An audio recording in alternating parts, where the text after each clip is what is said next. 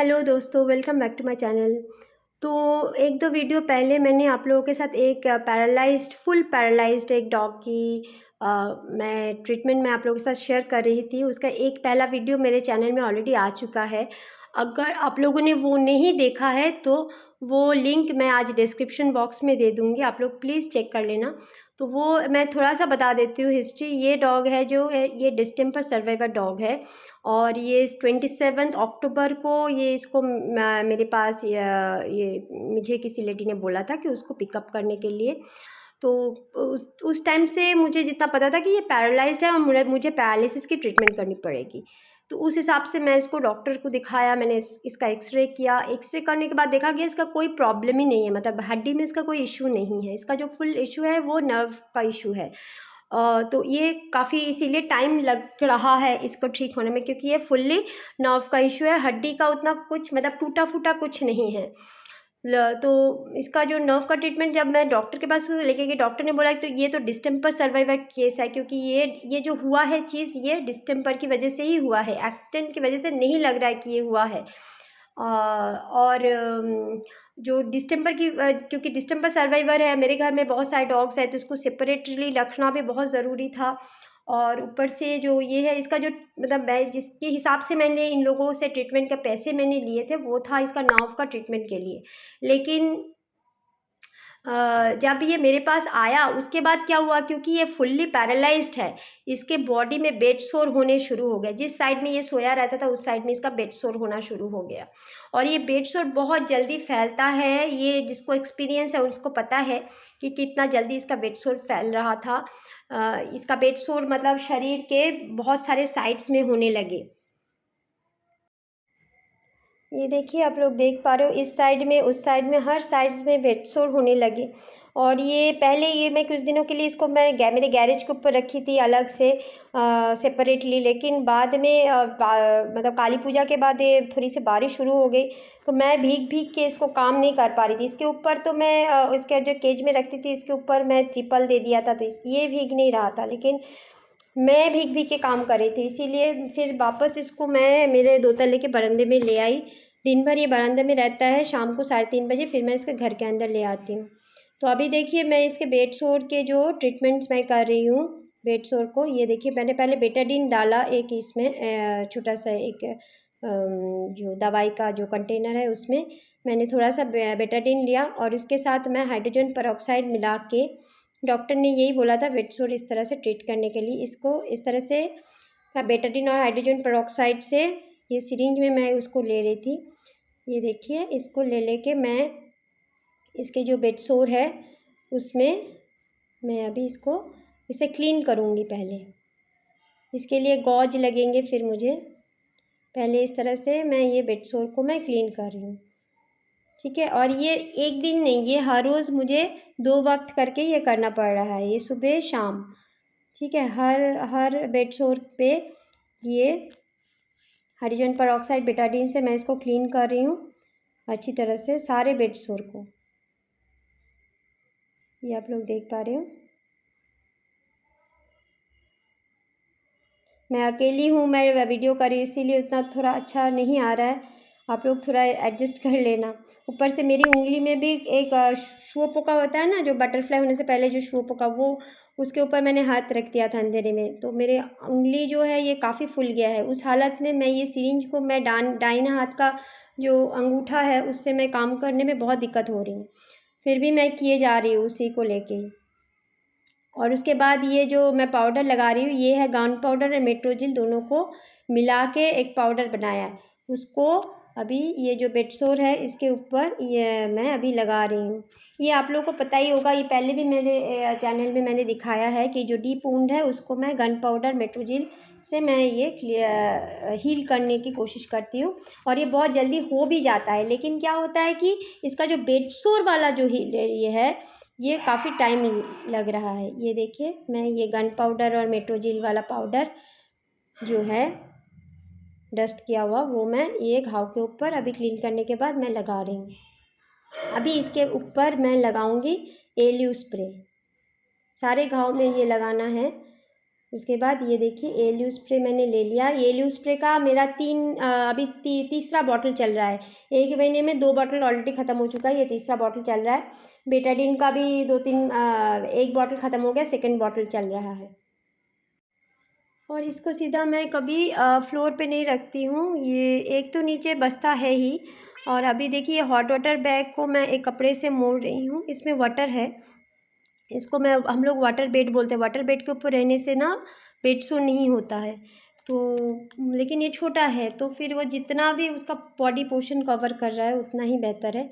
और उसके ऊपर भी मैं थोड़ा सा एब्जॉर्ब पाउडर ऐसे करके मैं डाल रही हूँ, ताकि वो जगह में भी किसी तरह से कोई इन्फेक्शन उसको ना हो जाए, फिर से कोई बेड सो नया वाला ना पकड़ ले। तो कोशिश कर रही हूँ जितना इसको कंट्रोल में रख सकूँ। तो ये कपड़े के ऊपर अभी इसको मैं सुलाऊँगी। ये देखिए हॉट वाटर बैग के ऊपर इसको मैं अभी सुलाऊँगी। और वो भी मैं सीधा करके सुलाऊँगी, ताकि किसी भी साइड में इसको दोबारा इसको वेट सोर मतलब ज़्यादा बढ़े नहीं। और साइड के दोनों साइड में मैं ईंटा मैं लगाती हूँ। ईंटा एक मैं रखती हूँ दोनों साइड में, ताकि ये किसी भी साइड में लंबा होके सो ना पाए, ताकि इसका बेड सोर फिर से बड़ा ज़्यादा फिर गहरा ना हो जाए। ये देखिए ईंटा रख लिया, उसके ऊपर से मैं एक कपर मैं उसके ऊपर लगाती हूँ, ताकि वो ईंटा में कोई घिसे नहीं, फिर से कोई उसका जो घाव के ऊपर कुछ उसका नहीं लगे। ये दूसरे साइड का भी ये देखिए ईंटा मैंने लगा दिया, और इसके ऊपर और एक कपड़ा डाल दिया। इस तरह से इसको मैं रखती हूँ ड्रेसिंग करके।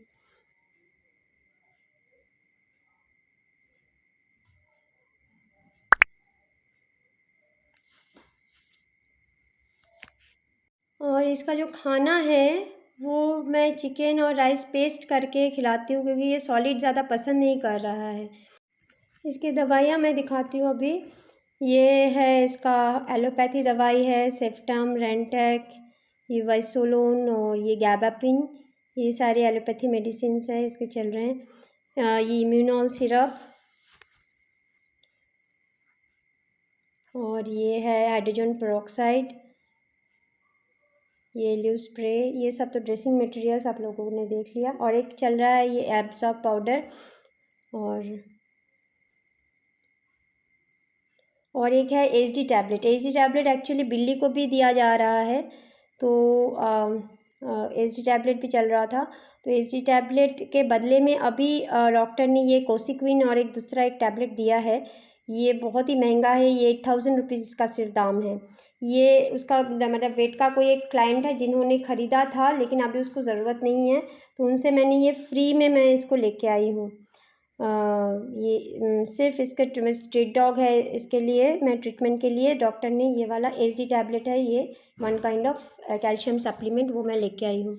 और इसके साथ कुछ होम्योपैथी मेडिसिन भी डॉक्टर ने दिए हैं। ये देखिए ये न्यूरोमेट है, ये R11, R70, R73, ये सारे मेडिसिन्स, ये होम्योपैथी मेडिसिन्स है। ठीक है, इसके साथ और भी कुछ होम्योपैथी मेडिसिन चल रहे हैं, वो ये देखिए BC24, BC19, 80 टैब्स, और ये है गन पाउडर सूखने के लिए। ये गन पाउडर जो है इसको लगाते भी है और गन पाउडर इसको खिलाते भी हैं, तो दोनों तरफ से दिया हुआ है। एक्चुअली क्या हुआ अभी मैं बताती हूँ। ये पहले जो घाव का इसका जो कंडीशन था बेड सोर का, ये सूख नहीं रहा था। बेड सोर कंट्रोल में था, लेकिन पूरी तरह से क्योर नहीं हो रहा था ड्रेसिंग से। तो इसीलिए डॉक्टर ने मुझे बोला कि इसको आप लेके आइए, मैं इसको जो जो घाव ज़्यादा गहरा है तो उसको मैं स्टिच कर देती हूँ, तो फिर जल्दी सूख जाएगा, ताकि एंटीबायोटिक का जो डोज़ है वो हम लोग थोड़ा जल्दी ख़त्म कर पाएंगे बेड सोर को। तो इसीलिए स्टिच कराया गया इसको। ये देखिए ये जो सामने वाला जो घाव है, सॉरी ये वाला पीछे वाला घाव मेरा ड्रेसिंग से काफ़ी हिल गया हो गया है, और ये साइड वाला ठीक नहीं हुआ, ये तो ऐसे ही है, ज़्यादा डीप भी नहीं हुआ। लेकिन ये जो सामने वाला जो घाव था, सामने का जो दोनों साइड का राइट और लेफ़्ट दोनों साइड का घाव था, इसको स्टिच कराया गया। ये वाला अभी स्टिच किया हुआ है। ये इस तरह से भी स्टिच है, इस तरह से भी, ये देखिए स्टिच किया गया है। देखिए आप लोगों को दिखाई नहीं दे रहा अभी घाव उतना।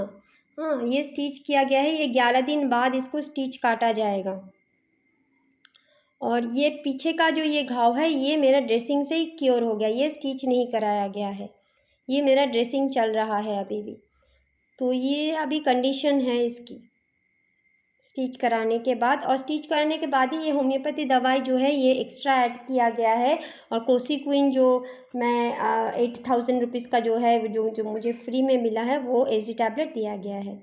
तो अभी क्या हुआ कि स्टिच कराने में डॉक्टर का जो फीस ये सब में बहुत खर्चा होने लगा है। वो लोग ने मुझे 8,000 रुपीज़ दिया था इसका नर्व के ट्रीटमेंट के लिए, जो कि डेकाड्यूराबोलिन, एराचिटॉल, न्यूरोकाइन जी, टोनोफॉस्फिन, कैटासॉल, इम्यूनॉल सिरप, एजी टैबलेट में खर्चा होने वाला था। वो सब चीज़ें से बढ़कर अभी जो इसका जो खर्च हो रहा है वो है इसका बेड सोर का ट्रीटमेंट। हाँ, ये एलियो स्प्रे ख़त्म हो गया था, फिर दोबारा 2 खरीदा गया एलियो स्प्रे, 3 सा भी चल रहा है, बेटाडीन ख़त्म हो गया। गॉज तो मतलब 2 दिन अंतर अंतर ही लेना पड़ रहा है। मेट्रोजिल 400, गन पाउडर, फिर ये सब बहुत सारा पैसा। अभी क्या हो रहा है कि 8,000 ऑलमोस्ट फिनिश है, ऑलमोस्ट या पूरा फिनिश है, अभी मेरे पॉकेट से जा रहा है। मेरा शेल्टर चार्ज इसमें बिल्कुल इंक्लूडेड नहीं है जो मैं 8,000 लिए थे इसका नर्व के ट्रीटमेंट के लिए, क्योंकि इसका बेड सोर का ट्रीटमेंट और नर्व का ट्रीटमेंट एक साथ अभी चल रहा है। तो काफ़ी मेडिकेशन जो है ये काफ़ी बढ़ गया है कॉस्टिंग। साथ में इसको जो डायपर का एक कॉस्ट है, इसको हमेशा डायपर दिन में इसका 1 2 3 4 5 6 7 मतलब 6-7 डायपर्स इसको लगते हैं, ठीक है।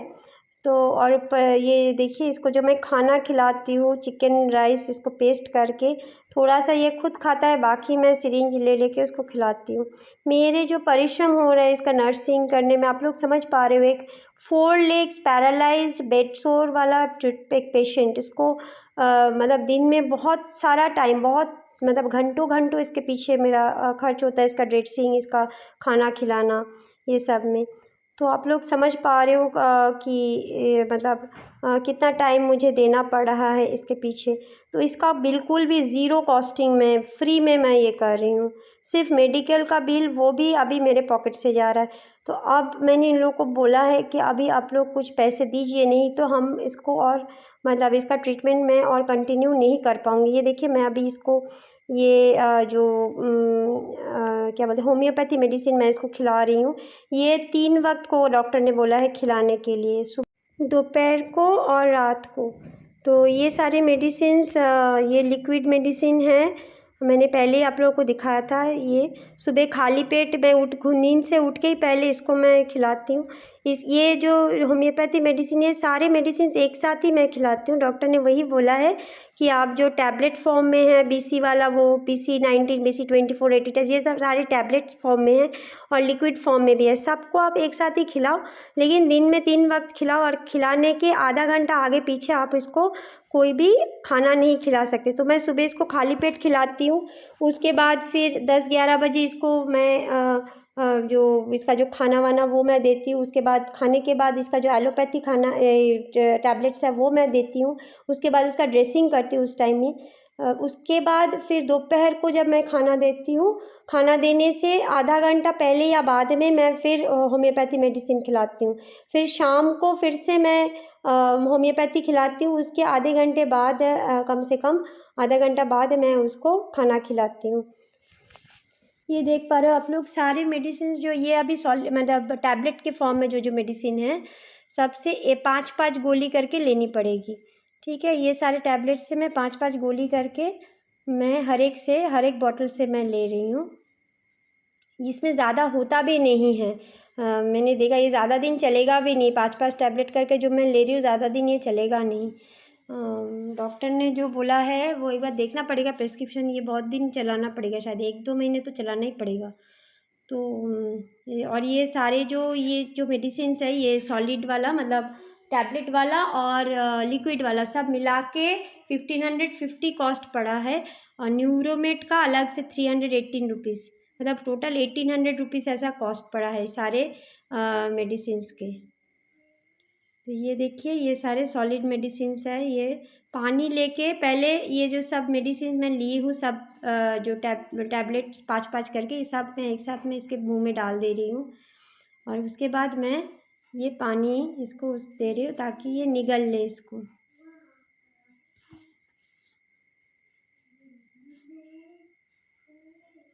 ठीक है।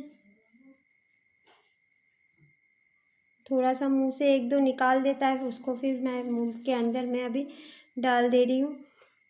ये जो नर्सिंग है ये बहुत ज़्यादा डेडिकेशन से ये करना पड़ता है। सुबह 3 वक़्त तो इसको दवाई पिलानी है और 2 वक़्त इसको ड्रेसिंग करनी है और फिर इसको खाना खिलाना है और इसको साफ़-सुथरा रखने के लिए डायपर चेंजेस करने हैं। इसके जो देखभाल की बहुत ज़रूरत है, दिन में धूप में रखना, रात को घर के अंदर ले आना।